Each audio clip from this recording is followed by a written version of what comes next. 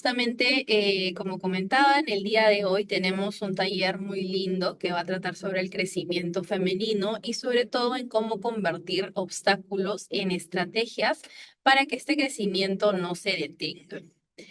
Normalmente solemos ver los obstáculos que se nos presentan cuando uno tiene una meta o busca lograr algo, los vemos como una excepción, como algo que nos puede detener. Sin embargo, tenemos que concientizarnos que los obstáculos también son parte del camino, no son un alto, ¿no? Sino son un paso más. Hay un mito que el crecimiento tiene que ser lineal, que uno tiene como línea recta, tiene que seguir para llegar a su meta, pero eso no es así. El éxito normalmente es continuo, sí, pero solemos creer que el crecimiento debe ser constante y sin interrupciones, y sin embargo, esa es una ilusión muy peligrosa. También existe la comparación tóxica, medirnos con otros, aparentar que otros pueden tener una vida perfecta y que nosotros tenemos que ser iguales, ¿no? ¿Eso qué va a hacer? Va a distorsionar la percepción que tenemos de nuestro propio avance. Y sobre todo ahora lo más peligroso, las redes sociales. Las plataformas actuales que utilizamos, que la mayoría utilizamos, amplifican esta distorsión. ¿Por qué? Porque la gente en redes no va a mostrar o no es común que muestren al momento que cometen errores, que se les presente un obstáculo o como solemos llamarlo, las caídas, ¿no? Sino vemos logros, vemos personas exitosas. Y ahí es cuando justamente suele volver a pasar esto, ¿no? Que nos comparamos y puede llegar ese pensamiento de por qué ellos sí y yo no, o por qué para mí es más difícil y para ellos no. Nosotros no sabemos tal vez qué tan difícil ha sido para ellos o qué obstáculos han tenido ellos, ¿no? Entonces el crecimiento real es irregular, puede llegar a ser incómodo, puede estar lleno de pausas, pero eso no quiere decir que no vamos a lograr nuestro objetivo final. Hay diferentes tipos de obstáculos frecuentes, sobre todo en las mujeres, ¿no? O que suelen ser más comunes, entre comillas. Por ejemplo, la maternidad y las pausas profesionales es un tema muy común, ¿no? A veces la maternidad se considera como una interrupción en la carrera profesional, ¿no? O para la misma mujer puede generar sensación de que está retrocediendo. Pero esto, ¿por qué se siente así? Porque es lo que la sociedad ha hecho creer a las personas, incluso me atrevo a decir mujeres o hombres, ¿no? Que la maternidad o la paternidad puede retroceder o puede hacer que pausen sus carreras, ya sean profesionales, sus carreras laborales, ¿no? Normalmente sí suele haber un mayor impacto en las mujeres porque suele suele ser común que obviamente los bebés, los niños necesitan más de la mamá, pero esto es una creencia frente a la sociedad, ¿no? Hemos visto muchísimos casos de mujeres exitosas que han sido madres a temprana edad o han sido madres en un momento de su carrera profesional que justamente estaba en ascenso, pero eso no ha llegado a ser un obstáculo. También otro obstáculo muy grande, que son las dudas internas y el síndrome del impostor, ¿no? Solemos cuestionar constantemente nuestro valor, incluso frente a evidencias claras de competencia, ¿no? Por ejemplo, a veces uno no se da cuenta de todo lo que ha logrado y cree que no ha hecho nada, ¿no? O que es poco.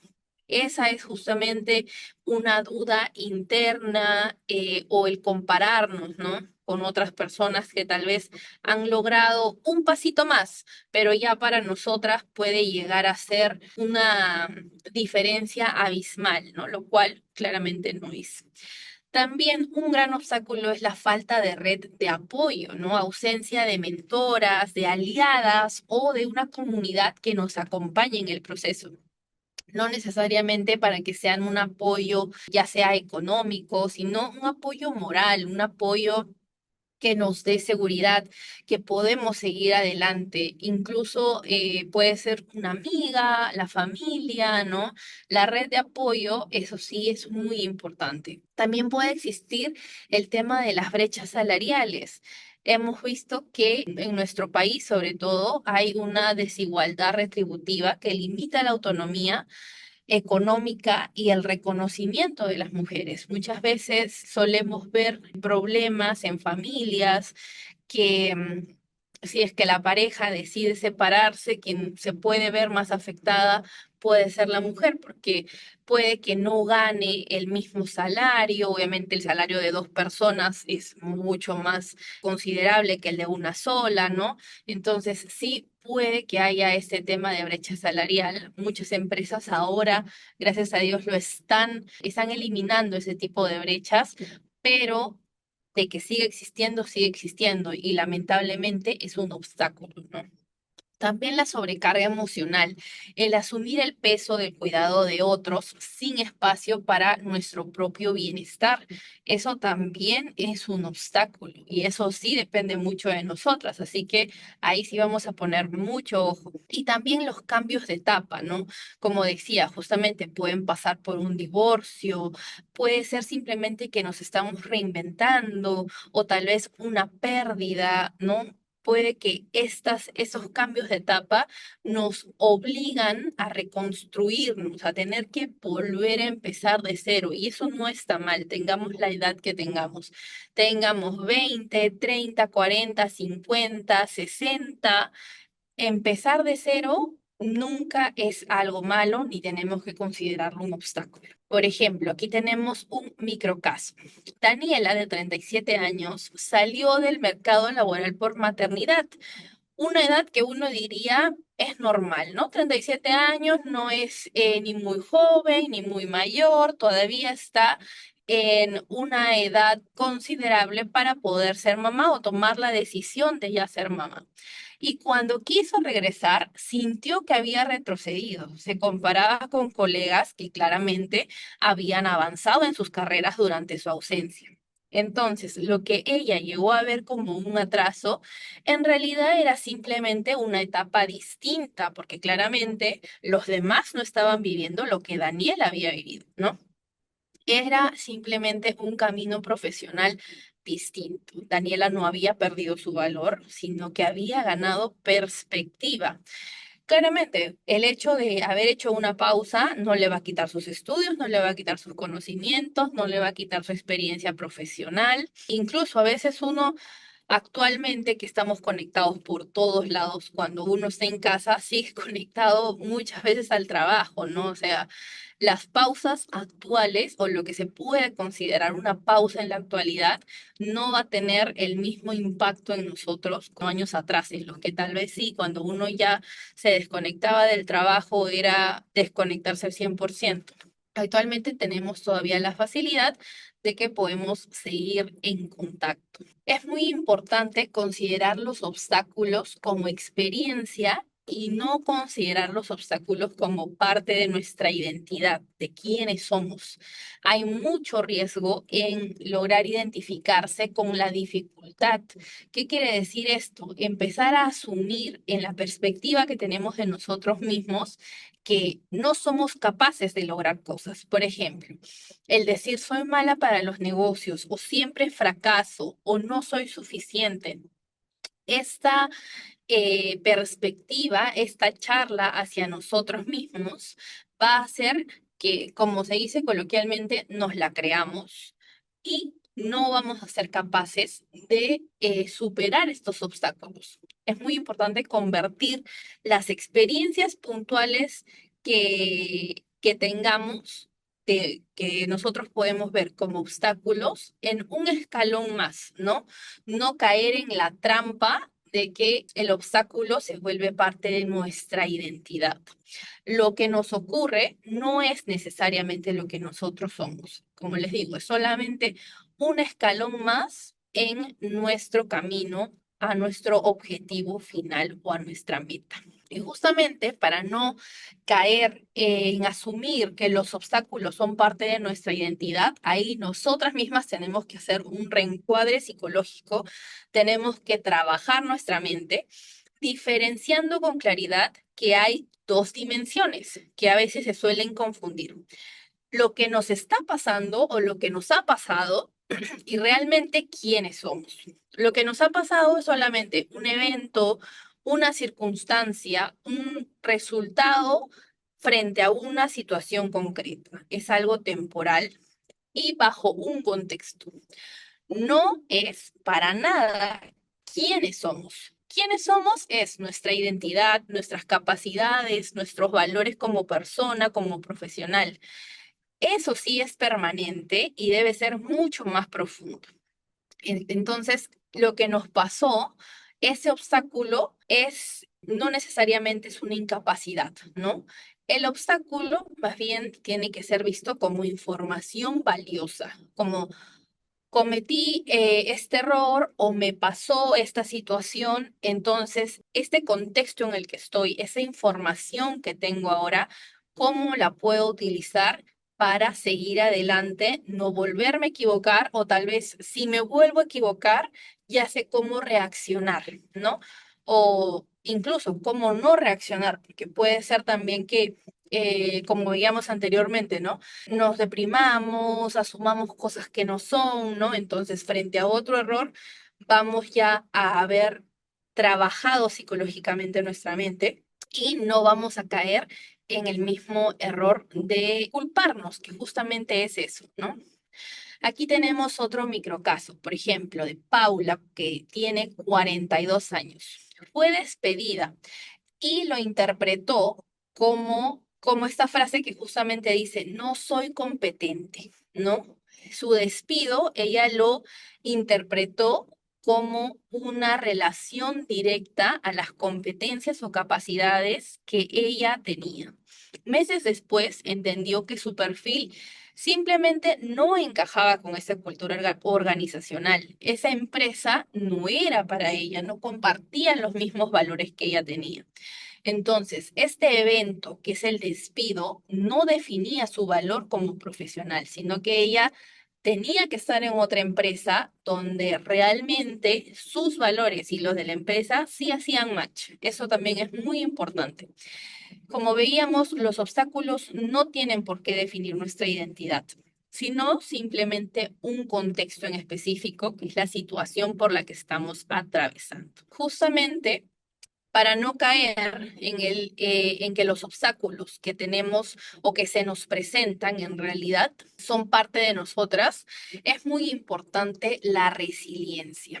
¿Qué quiere decir la resiliencia? Sobre todo la resiliencia femenina consciente, ¿no?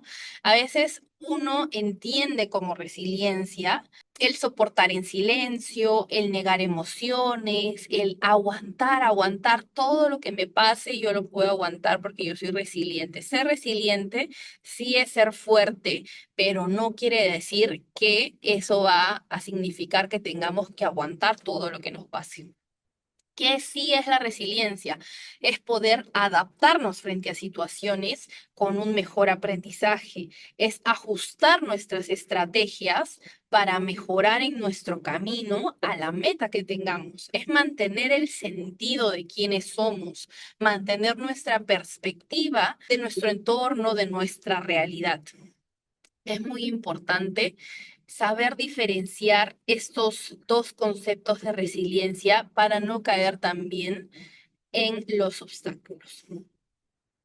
Y también tenemos los obstáculos como datos estratégicos. Ante las dificultades, podemos generar o podemos tomar estas cuatro preguntas estratégicas para transformar la emoción que tengamos en dirección. ¿Qué quiere decir dirección? ¿En qué paso podemos tomar como siguiente paso para seguir creciendo, para que no sea un limitante? Como pregunta número uno relacionado al aprendizaje, ¿qué me está enseñando esta situación? Este problema, esta pausa, la falta de algo que pueda estar necesitando, ¿qué me está enseñando esto? para poder seguir. Como segundo paso, el cambio. ¿Qué necesito cambiar en mi enfoque actual para lograr la meta que yo tengo o para poder dar el siguiente paso y que no se me presente ningún obstáculo? Como tercera pregunta, la aceptación. ¿Qué parte no depende de mí? ¿Qué parte, por más que yo trabaje todo lo que tenga que trabajar, ponga mi esfuerzo en todo lo que yo me tenga que esforzar? ¿Qué cosas de mi entorno son externas a mi control? Eso es muy importante. Las cosas sobre las que yo no tengo control, obviamente no las podemos cambiar y también tenemos que aprender a aceptarlo. Y aceptarlo con calma, no con frustración, porque eso también nos daña. Y como paso final, la acción, ¿no? Justamente, ¿qué sí puedo modificar y lo puedo hacer ahora mismo? ¿Qué cosas están bajo mi control que yo puedo trabajar en para poder dar mi siguiente paso? Y este no sea un paso en falso, sino que sea un paso con firmeza y que vea yo resultados hacia la meta a la que quiero lograr. Por ejemplo, aquí también tenemos otro microcaso sobre Carmen de 45 años. ¿Cuál fue el obstáculo que se le presentó a Carmen? Fue excluida de una promoción que ella esperaba, ¿no? En el trabajo. Y en vez de decir, ay, a mí no me dieron la promoción, ya me rindo, ¿cuál fue la respuesta? Que pidió feedback a sus superiores. Y pedir feedback, uno no lo tiene que hacer desde el resentimiento, ¿no? Porque ahí sí caemos también en un obstáculo, sino pedir feedback desde la visión de crecimiento, desde qué tengo que hacer para yo ser la siguiente, para yo poder seguir mejorando. Y en base a ese feedback viene una transformación, ¿no? Descubrir que, por ejemplo, Carmen, que es parte de nuestro ejemplo, necesitaba fortalecer sus habilidades de negociación. Al saber esto, al tener esta información, ya no tenemos un obstáculo, sino vamos a dirigirnos hacia un plan de mejora concreto, ¿no? Tal vez inscribirnos en un curso, en un diplomado, en algo que nos ayude a mejorar ese punto en específico que nos han señalado. No es algo malo que podamos tener todavía carencia de conocimientos frente a un tema. Más bien, lo malo es quedarnos con esa carencia, el no aceptarlo y el no aceptar que podemos mejorar, ¿ok? Entonces, aquí viene el tema de la reacción a la estrategia, ¿no? Siempre va a haber una reacción emocional automática, ¿no? Por ejemplo, en el ejemplo anterior que presentábamos, el hecho de no tener la promoción, de no tener el ascenso, ¿no?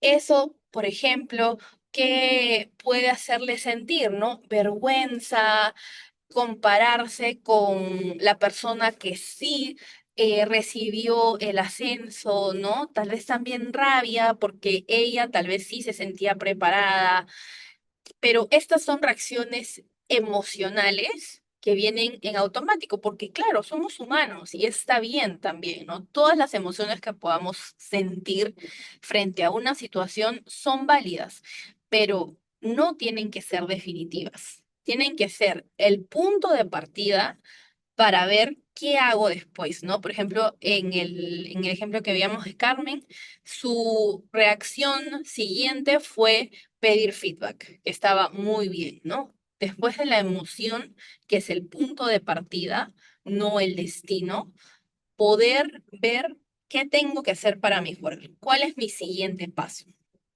No tenemos que dejar que las emociones nos controlen, justamente.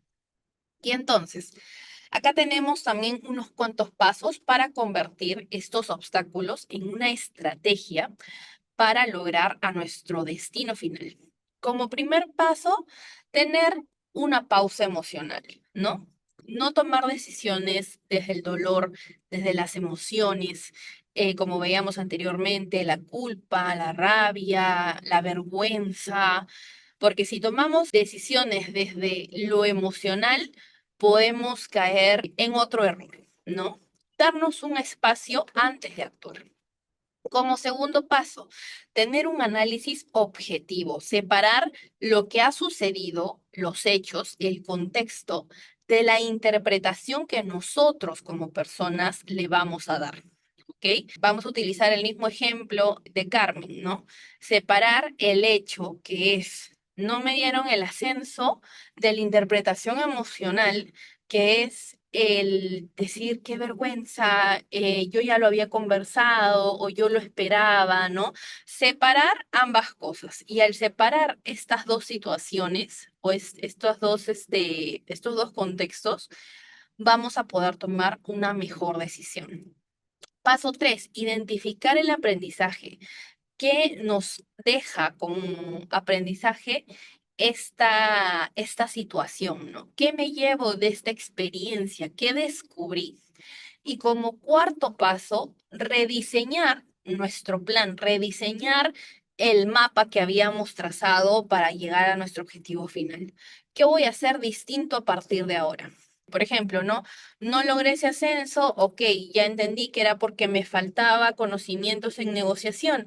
Entonces, ¿qué puedo hacer distinto? Ok, no lo tenía planeado, pero tal vez 6 meses de un curso me van a ayudar a que el próximo año, cuando se vuelvan a aperturar una plaza para ese puesto, yo pueda volver a postular y esta vez sí con un mayor conocimiento. Entonces, rediseñar el mapa inicial que habíamos construido o que nos habíamos planteado, ¿no?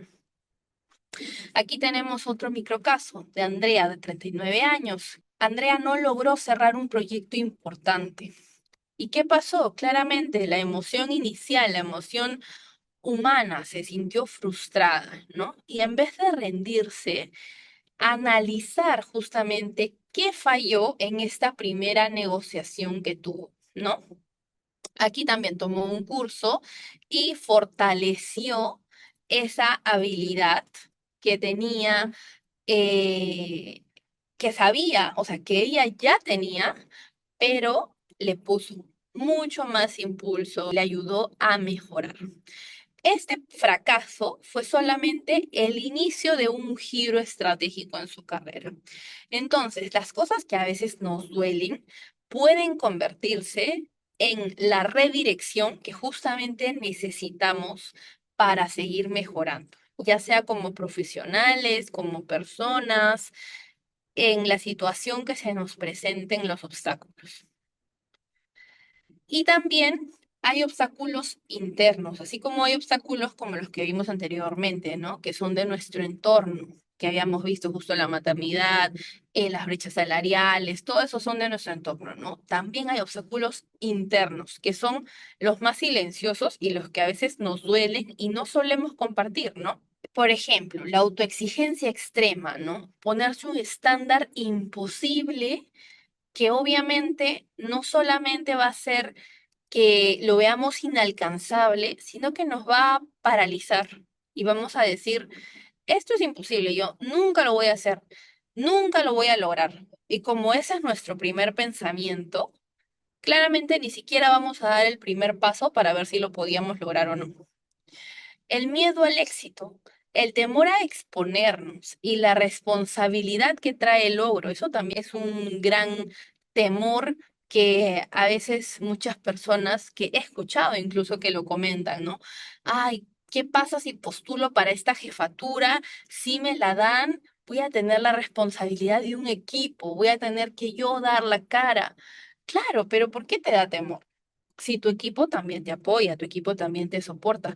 Ese miedo al éxito es real y también tenemos que ser conscientes y también aceptarlo, ¿no? El síndrome del impostor, sentir que no merecemos lo que hemos conseguido, justamente algo que también mencionaba, ¿no? Que justamente por compararnos creemos que las cosas que hemos logrado no son válidas, no son lo suficiente como para decir que tenemos logros importantes, ¿no? Creencias limitantes aprendidas también. Eso es la narrativa heredada, lo que nos dicen nuestros padres, lo que nos dice nuestra familia, ¿no? Lo que podemos o no podemos hacer. Pongo un ejemplo que puede ser muy real también. Por ejemplo, familias que en toda la familia, las mujeres, ninguna de las mujeres ha logrado ingresar a una universidad, ya sea por temas económicos, por temas educativos, lo que fuese. Y esta narrativa viene me invento, de la abuela a la hija, a la nieta, pero justamente la nieta sí ve dirección, sí ve impulso por parte de sus padres.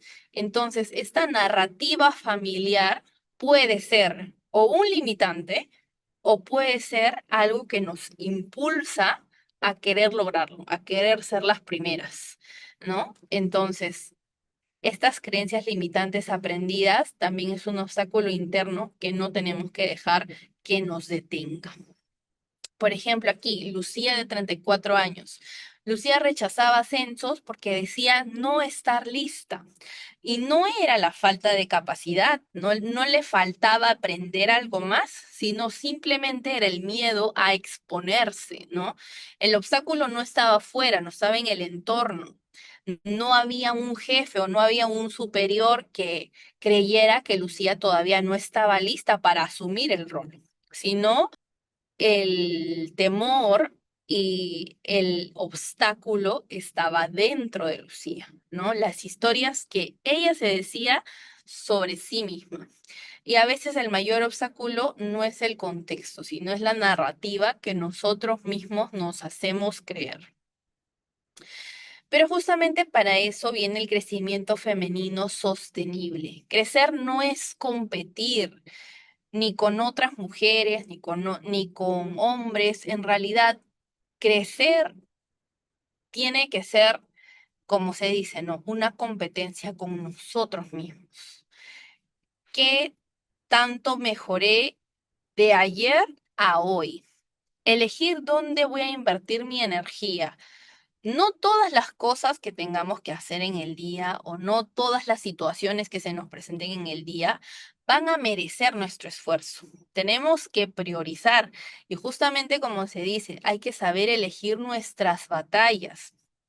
Por ejemplo, a veces renegamos tanto en el tráfico, todos sabemos ya que hay ciertos horarios, incluso a veces durante todo el día, que el tráfico es un caos.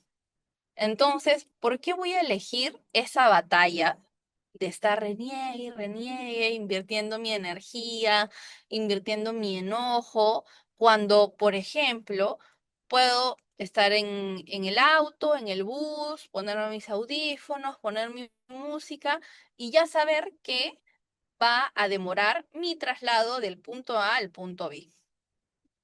No estoy invirtiendo energía, llego a mi casa o llego a mi destino más tranquilo. Si me hice tarde, aceptarlo y decir, ok, mañana tal vez tengo que salir más temprano para que esto no me vuelva a suceder. Entonces, el saber elegir nuestras batallas es muy importante, ¿no? También aceptar ritmos personales. El tiempo que nosotros manejamos no es el tiempo de nadie más. Cada camino tiene su velocidad. Cada persona va a avanzar a su ritmo.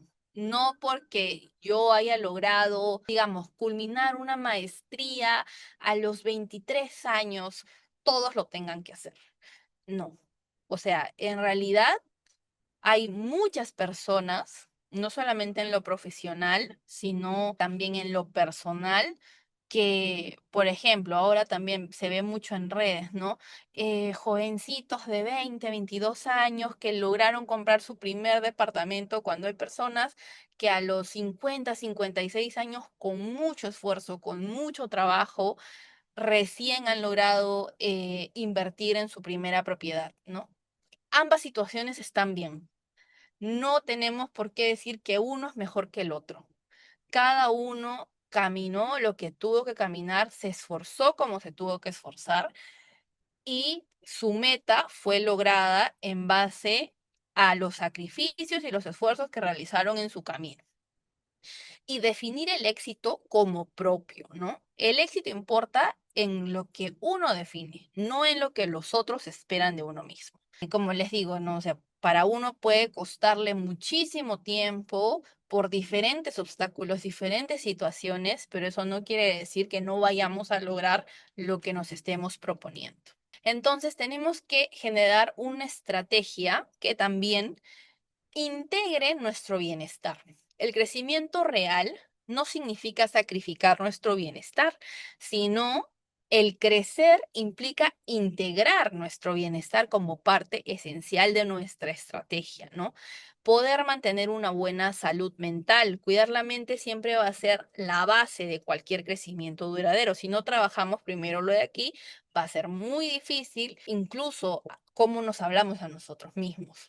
Tener una red de apoyo, como les decía, puede ser una amistad, puede ser una familia, cualquier persona que uno sienta que confíe, mantenerlo como red de apoyo y también ubicar de qué personas nosotros somos la red de apoyo, ¿no? Para que ese trabajo también sea mutuo. Mantener límites claros. El poder decir no es simplemente proteger nuestra energía para lo que realmente importa. El saber elegir nuestras batallas en el trabajo, en nuestro día a día, en nuestra familia, en todos los contextos en los que estemos enfrentándonos. Y la autoconfianza trabajada. La confianza no va a llegar sola, no va a llegar por arte de magia. Un día te levantas y tienes la autoconfianza al tope. No, eso se construye y eso se va haciendo poco a poco un hábito, ¿no? El poder construirlo es un hábito que tenemos que trabajar en nuestro día a día. Poder reflexionar constantemente de lo que somos capaces, de lo que hemos logrado, de los esfuerzos que venimos haciendo, de los obstáculos que hemos atravesado. Eso va a hacer que nuestra autoconfianza crezca en el día a día, ¿ok? Entonces, tenemos que tomar los obstáculos como nuestra brújula, no necesariamente como una señal de incapacidad, sino como parte del proceso de expansión, ¿no? Como, ¿cuál es mi siguiente paso? ¿Cuál es mi siguiente dirección? Esos obstáculos pueden ser un escalón para lograr nuestros objetivos. No evitar las dificultades, sino aprender a cómo usarlas para que nosotros mismos podamos impulsarnos y lograr nuestras metas.